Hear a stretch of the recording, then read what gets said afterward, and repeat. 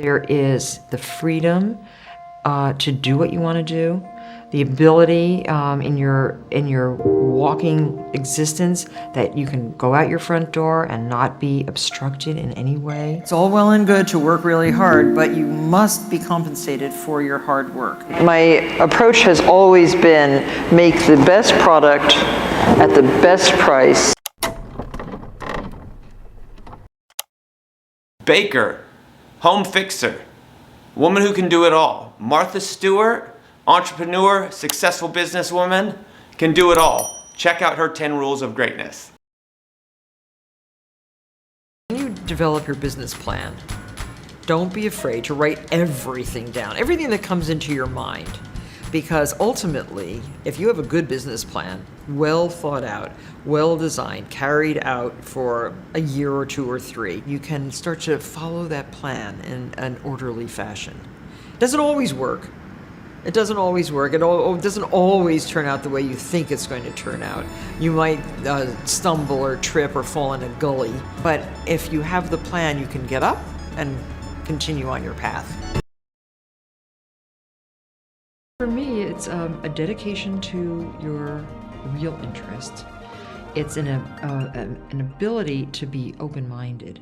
Without an open-minded mind, you can never be a great success. The great artists have been open-minded, even though they may seem like Picasso to be very directed. You can be directed and open-minded at the same time.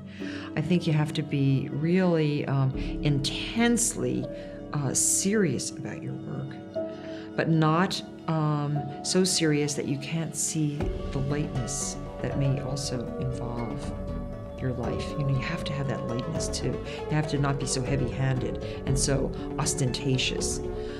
It's very important not to be.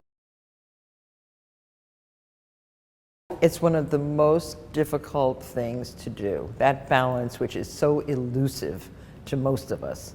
It didn't work for me. I thought, oh, I can do it. I can do all of that. I had to sacrifice a marriage because of the lure of the great job. But I don't regret it at all, because what I've done is something bigger and better than just one marriage. Probably I shouldn't say that. Probably people who are happily married don't hate me for saying that. So, but for me, it's true. It's impossible for most of us to get that balance. Well, I'm a very curious person, and that curiosity really is, I think, at the basis for all the kinds of things that I like to try and experiment with and attempt, and we have a good time doing it. It's not so much being driven as much as being interested in a lot of different things. In terms of a product, my approach has always been make the best product at the best price and distribute it as widely as possible. That's why when I started my business, instead of going to the best, well, I call it good, better, best. It's a tiered retail program. You can't always be only the best. And I think that it's always about the best for the fairest price. And there is a fair price for everything.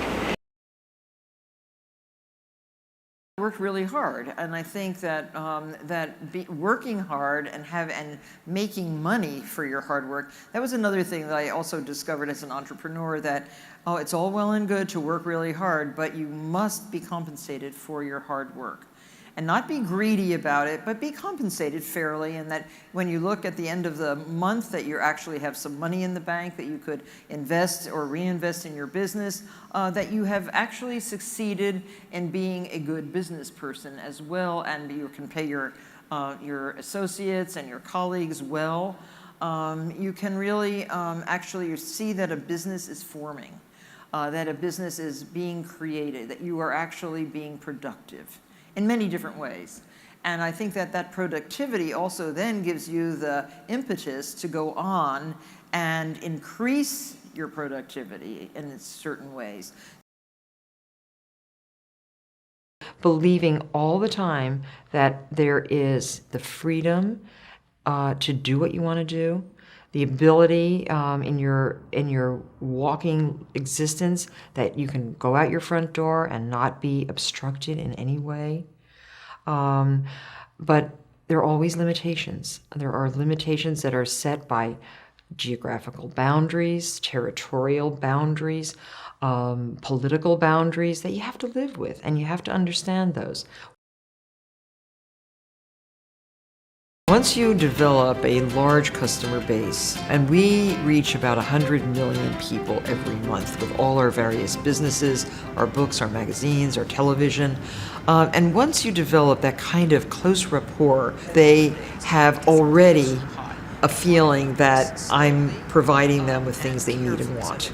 So it's very important to engender trust with your customer. If you disappoint them, I mean, if you make something that falls apart, forget it. You don't get that customer back again. And all I want to do is grow my customer base. I want to be where that customer needs and wants. I started the business, the Martha Stewart Living on the Media. Our two words were inspire and inform. So you create the beautiful picture, you create the lifestyle that you think everybody would aspire to, and then you have to tell them how to get it. So that's the teaching part. And to be that inspirer, that inspiration, you have to know a lot. You can't fake it. So I learn every single day. One of my mottos is learn something new every day. And I do. So it's all about informing yourself so that you can be a good teacher. I don't think business is worth crying over. I think you have to, again, concentrate on business. You can build your business. You can help others build businesses. And it's business. It's not about emotion. It's about really going for it. You can be passionate. That's the only emotion I allow in my business. Learning how to change your life starts with certain behaviors. So these rules can help you move to success, just like Martha and other people we've talked about in their rules of greatness. So start adopting some rules that you can start doing in your life to get more out of what you want from life. So leave in the comments below how they may have affected you, the rules, or what rules you want to implement to change your life. Also, let me know what video you'd like me to do next on the rules of greatness. And please like, subscribe, and hit that notification bell. Thank you, Martha, and keep achieving more.